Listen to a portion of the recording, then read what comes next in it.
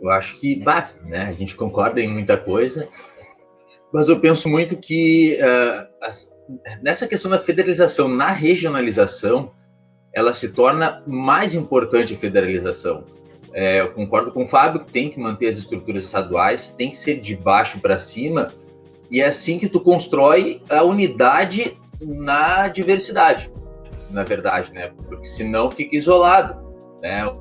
Eu acho que o Zini falou bem que a cultura gaúcha é muito forte, mas o isolamento dela não tem feito bem para a cultura gaúcha, né? A ideia de se isolar, a ideia do separatismo, né, não tem feito bem para a cultura gaúcha, né? A gente vê que Porto Alegre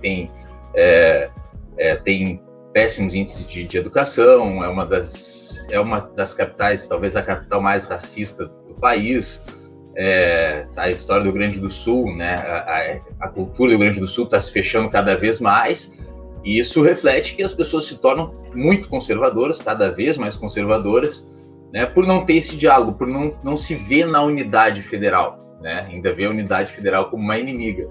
Então, tu ter a federalização, tu teria cargos onde tu chegaria justamente nessa união, né? Como que se tem se construído a regionalização, como tem sido os territórios, né? Micro-regionalizações, macro-regionalizações. Todos os seres humanos, eles possuem potencialidades semelhantes por natureza, né? Mas é o contexto social que vai determinar a trajetória individual e de grupo do processo de desenvolvimento humano em matéria cognitiva, emocional e moral. E muitas variáveis influenciam no resultado desse desenvolvimento. O tempo que os pais passam com os filhos, a atenção que eles doam, as formas de estímulo, a comida que eles ingerem, o cuidado com a saúde, aprender língua estrangeira, entre tantas outras magnitudes, né?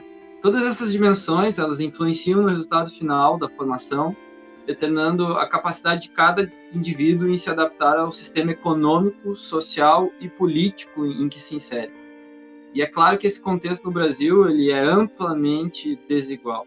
E a única maneira de se superar a disparidade de contexto de socialização é uma escola eficiente que supra as deficiências estruturais de grandes parcelas da sociedade. E é nesse sentido, Fábio, quando tu cita a questão da escola de tempo integral, idealizada, né, por Brizola, que implementou as brisoletas aqui no Rio Grande do Sul, implementou os CIEPs no Rio de Janeiro, e essa origem dele é muito em função de ele, natural de Carazinho, no interior do estado, próximo, ao lado de Passo Fundo, vai para Passo Fundo, que é a referência de cidade maior, e passa pelas frentes de uma escola que tinha toda a infraestrutura, e ele fica olhando do portão das grades e desejando ter aquela oportunidade, e ele não tinha.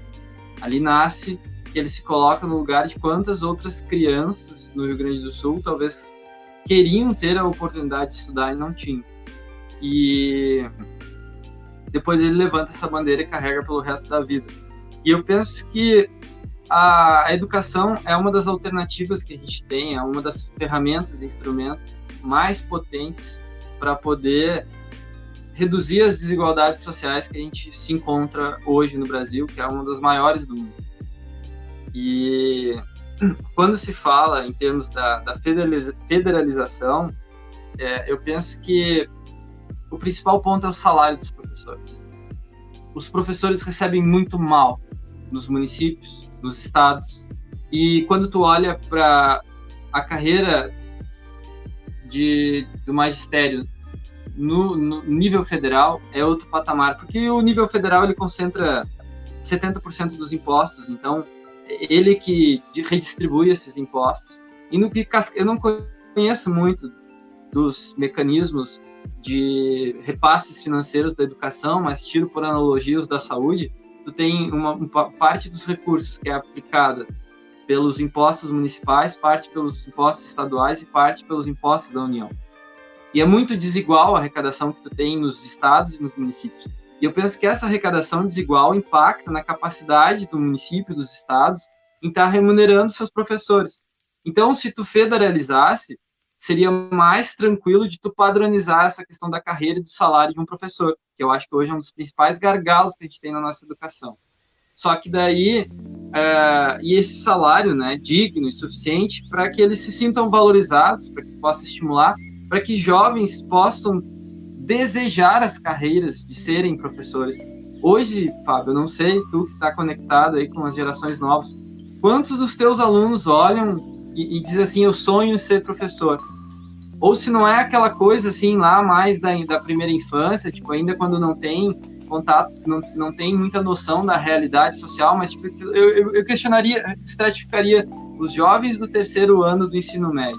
Quantos dizem assim com tudo, eu quero ser professor? E aí eles vão estar se espelhando no quê? Vão estar se espelhando no professor que tem o salário parcelado há 5, 6 anos. O professor tem que estar sobrevivendo às necessidades básicas, de talvez vaquinha de caridade social para poder ter o seu sustento mínimo básico, né?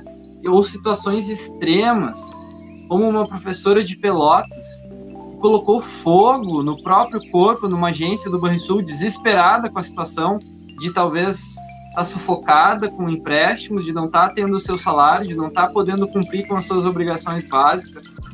Então, como a gente vai superar as desigualdades no contexto que a gente tem hoje, a remuneração dos professores do estado do Rio Grande do Sul, tomando como parâmetro, por exemplo, né? E eu imagino que deva estar a mesma situação nos professores de Minas Gerais, nos professores do Rio de Janeiro, que são estados que eu sei que estão nessa situação de atrasar, parcelar e tudo mais. E aí, assim também, Fábio, eu penso que é um dever da União fazer essa reparação geracional, porque quantas gerações estão sendo impactadas por essa péssima remuneração dos professores a nível Brasil, com o modelo que tem atual. Então, a União, na medida em que ela faz as maracutaias lá, como, por exemplo, a Lei Candir. A Lei Candir isentou de impostos estados que tinham na exportação base da economia, que é esse que eu citei, Rio de Janeiro, Minas Gerais e Rio Grande do Sul. A União lesou esses estados. Então, a União deveria reparar financeiramente esses estados pelo dano que causou nessas gerações, pelo péssimo salário que estão tendo os professores das redes públicas estaduais. Eu sei os números daqui do Rio Grande do Sul, são 800 mil jovens matriculados na rede pública, com professores, com infraestrutura deficiente, com professores mal remunerados, a saúde mental. Olha o que é a saúde mental dos professores nesse contexto de salário parcelado. Como que uma criança, um jovem, em formação, em desenvolvimento cognitivo, que impacto vai ter em toda a sociedade, com o professor altamente lesado por essa conjuntura toda, né? E ainda mais no contexto agora de pandemia. Mas, para passar a palavra para o Wagner, que ele retornou ali, eu acho que é muito triste, Wagner, essa questão do racismo que a gente tem. Eu concordo que ele existe de forma muito intensa aqui no Rio Grande do Sul, e na verdade não é no Rio Grande do Sul, é no Brasil como um todo, porque tem origens na forma como se deu esse colonialismo, como teve o papel da escravidão, que foi uma desgraça aqui no país, ou mesmo não só a questão da raça negra, mas os índios, nossos povos indígenas, que eram os primeiros que estavam aqui, como Darcy Ribeiro disse, né? A perspectiva da história brasileira que tem, uma das que eu mais gosto é de Darcy Ribeiro, que ela é brasileira pura, essa mistura, essa miscigenação. E eu acho que quando a gente olha para o povo gaúcho, ele é uma parcela da população brasileira importante, que tem uma cultura que eu acho que deve ser valorizada e mantida. Essa cultura, Wagner, eu penso que ela fomenta nosso turismo, a nossa economia. Eu sou natural de Canela, né? Então, tem muita gente que vai lá como turista e aquilo acaba gerando emprego e renda, e por poder conhecer a cultura, por poder conhecer como é que é uma dança típica. E eu acho que valorizar a cultura gaúcha não é o mesmo que está reafirmando o racismo. Eu acho que são coisas diferentes. Eu acho que a gente pode valorizar a cultura gaúcha e, ao mesmo tempo, ser contrário ou defender ou contribuir para que a gente tire esse racismo estrutural que tem, infelizmente, impregnado, não só aqui no Rio Grande do Sul, mas eu acho que em todos os estados do Brasil, né? Antes de passar ali para o Wagner, eu vou ler aqui a questão do Luan.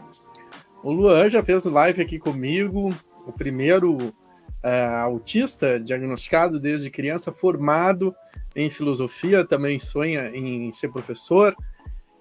E ele traz ali a questão para, assim, quebra-quebra. E aí eu acho que o próprio Zine, agora na última fala, ele foi muito feliz. Estados e municípios têm dificuldade para pagar os professores, por causa da própria estrutura tributária brasileira, que é ridícula. A reforma tributária, ela tem que ser, assim, ó, profunda, e não esse remendinho também, aí Paulo Guedes está propondo, mas já é alguma coisa. Eu sempre vi entre essas reformas bolsonaristas, são terríveis, é uma pior que a outra, mas eu sempre vi a tributária como a menos ruim.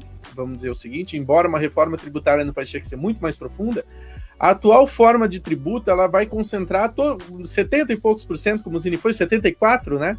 74% dos tributos vão todos para o governo federal. E aí o governo repassa, né, esse dinheiro para estados e municípios, e aí vai, bem dizer, um funil todo furado, onde esse dinheiro vai vazando para a corrupção, ele vai indo para outros buracos, e quando chega lá no custo por aluno, em alguns municípios, não, assim, se não fosse o Fundeb, eu vi a estatística que teria alguns municípios que conseguiriam pagar R$1 e pouco por mês por um aluno, entende? Então a gente vive um contexto absurdo. E a federalização, inclusive, não só ela acabaria com, vamos dizer, com esse funil, com esse gargalo, com os desvios da corrupção, e como é a União que concentra os recursos, ela teria muito mais facilidade de estar gerindo e pagando salários para os professores. Então, ela resolveria muitos problemas, né? A federalização aí na questão do salário, dos desvios, etc, etc. Tá bom, Luan? Passa a palavra para o Wagner Garcês aí para concluir a tua fala. O que houve ali? Foi internet? Foi o quê? Foi internet, caiu a internet aqui. Não, para ver, a gente mora num país, né, que mesmo pagando para iniciativa privada, quem paga pau aí para iniciativa privada, a gente paga caro. Chove, não a internet cai, cara. Cai a internet, cai luz, cai a internet, cai tudo. Bah, é complicado.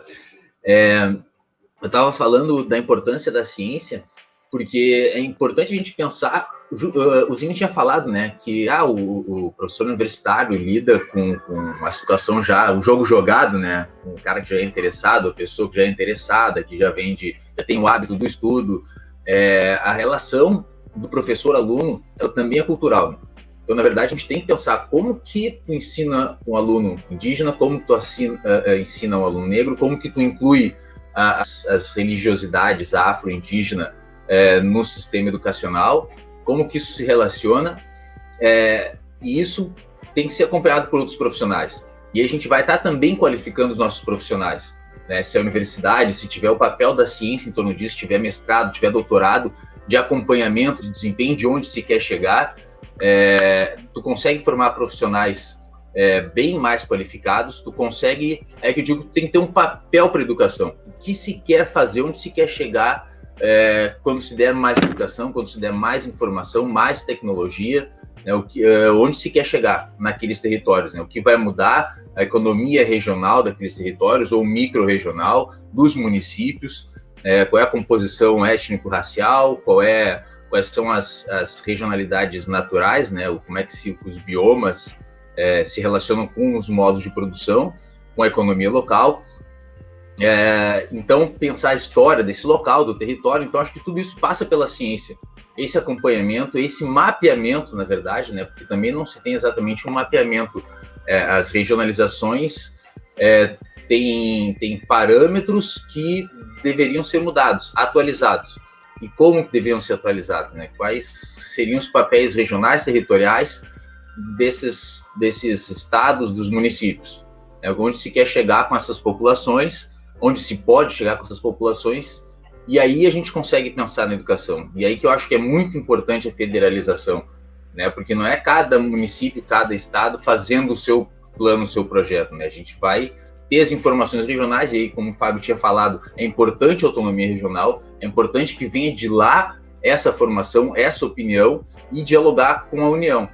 né? E aí a gente consegue pensar em como atualizar os professores. É uma coisa, né? Pô, agora a gente se viu na pandemia, tem que fazer um negócio, a gente está pensando que, na verdade, a gente não tem o hábito, não tem um sistema de formação de professores, de formação continuada dos professores. Como assim a gente tem tanta dificuldade de aprender, né? Como que se pensou essa evolução da carreira?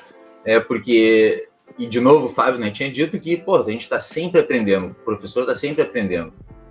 Claro, né? Então, tu está sempre lidando com situações com a qual a graduação não tinha te preparado, né? Então, tu vai estar sempre buscando modos, meios de fazer melhor aquilo ali.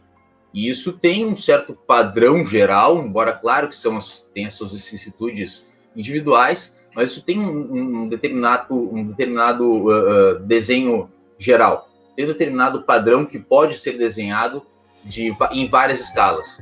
E quem vai fazer esse acompanhamento de formação profissional, de psicopedagogia, de aprendizagem, de técnicas, né, na questão, isso se relaciona com a questão econômica, necessariamente, né? Eu acho que a esquerda sempre bateu muito, né? Não pode formar para o mercado, tá, mas o mercado está aí. O mercado também faz parte da formação das pessoas. Onde as pessoas vão trabalhar nos próximos 30, 40 anos? Né? Como que vai ser essa preparação para aquela economia, para aquele hábito, para o que se tem de recursos? Né?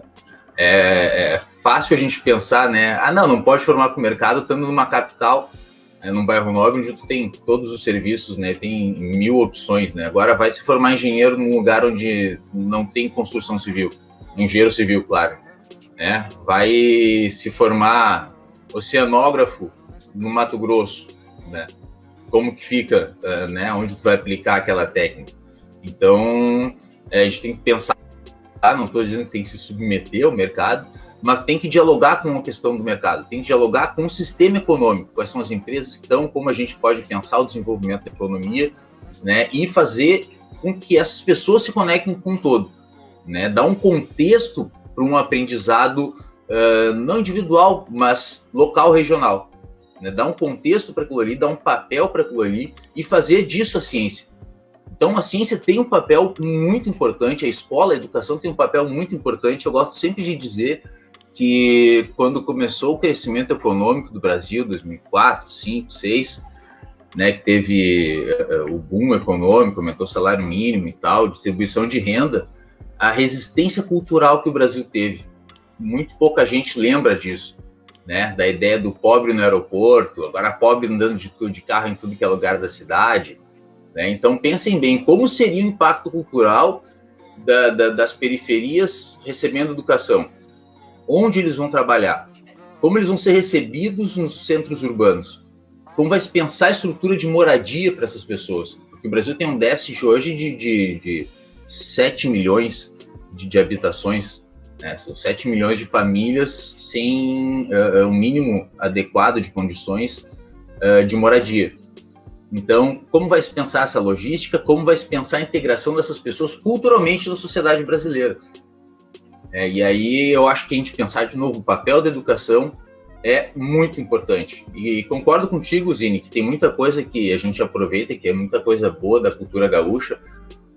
O que eu digo é que ela foi para um lado conservador, mas ela não é só um lado conservador, né? Eu acho que, pelo contrário, eu acho que ela consegue muito dialogar com o Brasil, mas eu acho que essa visão não foi preponderante. E acho, sim, que poderia, inclusive, atrair mais, né, turismo no Brasil. A gente poderia colocar o 20 de setembro, a Revolução Farroupilha, no mapa brasileiro, como é Parintins, como é o Carnaval da Bahia, de Recife, do Rio de Janeiro, né? Isso poderia estar no calendário cultural nacional, né? E não está, né? Porque a gente se isolou. E eu acho que tem todos, né? Tem todas as ferramentas, a gente tem toda uma relação histórica que pode ser direcionada para isso. Existem muitos personagens que têm uma relação com essa história que poderia ser mais valorizado. Acho que a gente podia explorar mais isso e ia sofisticar muito mais a nossa cultura, né? A gente trazer para essa dinâmica do que negar ou achar que vai destruir 880, né? Não concordo com isso, não. Certo? Então, acho que a federalização tem que ter uma relação com a ciência tem uma relação com os agentes culturais. Né? E eu acho que, porque senão, se não for a ciência para fazer essa mediação entre os agentes culturais que se refletem no econômico, não é o contrário, se não for a ciência para fazer esse papel mediador, vão ser as religiões. Né? E eu acho que a ciência também tem que se conectar com as religiões. Eu acho que essa ideia de que não conectar-se com as religiões, né? A religião é aquela frase do Marx, né? É o ópio do povo. Eu acho que não é bem assim. Eu acho que as religiões têm um papel muito importante, não só nas ideologias, mas no dia a dia, na relação cultural diária mesmo, né? Na filosofia, afinal, a racionalidade ela não nasce com o movimento humanista no século XV. A racionalidade ela vem da cultura grega, claro, né? Mas ela se estabelece, ela se espalha a partir de uma cultura católica. Né? Ela vai se modernizar a partir de uma cultura católica. É ali que se espalha e é ali um pouco da nossa raiz, do nosso pensamento racional. Então, acho que a religião não é só dogmas e dogmas e dogmas, e a gente tem que dialogar com as religiões e com as religiosidades das pessoas. Então, a ciência tem que ter um papel preponderante na sociedade do futuro. É ela que consegue conectar a tecnologia, é ela que consegue conectar a religião, cultura, economia, território, natureza, né? E a gente pensar em instituições que promovam isso, essa integração, é muito importante. Eu acho que esse é o papel da federalização. Assim a gente consegue conectar a diversidade no todo, né? Senão fica tudo isolado e segue o Brasil das capitanias hereditárias.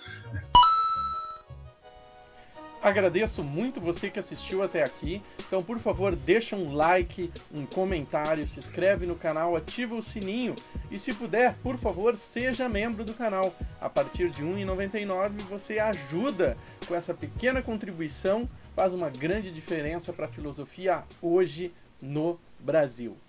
Assista mais um vídeo nosso. Obrigado, valeu e até a próxima!